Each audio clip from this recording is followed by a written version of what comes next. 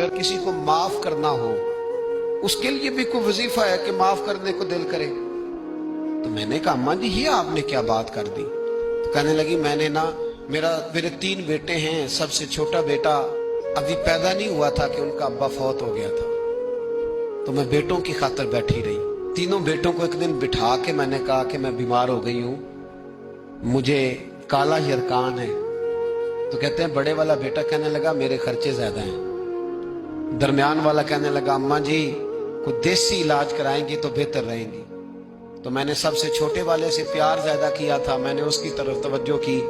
मैंने कहा तेरा क्या ख्याल है। कहने लगा अम्मा मुझे पता है आपकी तवज्जो मेरी तरफ है, मैं पैसे तो ज्यादा कमाता हूं लेकिन आपको पता नहीं कि मेरी मजबूरियां कितनी हैं। अम्मा कहती है मैं उठ के आ गई, मैंने खुद उन्हें बिठाया था, बात की थी, फिर किसी ने उन्हें समझाया तो वो तीनों माफी मांगने आए। 1 दफा नहीं 100 दफा आए हैं।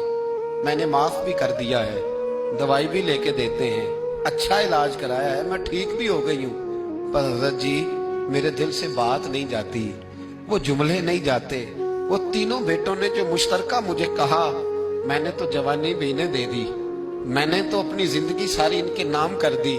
मुझे कोई वजीफा बताओ मैं मरने से पहले इन्हें माफ कर दूं। वो जो किसी एक ने कहा था ना खर्चे ज्यादा हैं, और जो दूसरे ने कहा था अम्मा मेरी मजबूरियां बड़ी, तो मेरे दिल से बात नहीं जाती, मैं कैसे भुलाऊं। मैं जब अपना पलट के 40 साल का जमाना देखती हूँ तो वो और है, और इन्होंने 1.5 मिनट लगाया है और मुझे इन्होंने वो पंजाबी में कहने लगी कखो हौला करता मिनो है ना, मुझे इतना हल्का कर दिया। तो मुझे कोई वजीफा बताओ मैं इन्हें माफ करूं। तो मैंने कहा माँ वजीफा क्या बताऊं मैं, माँ का दिल अल्लाह ने पहले ही बड़ा नरम बनाया, तूने माफ कर ही देना है, तूने किसी न किसी दिन राजी हो ही जाना है।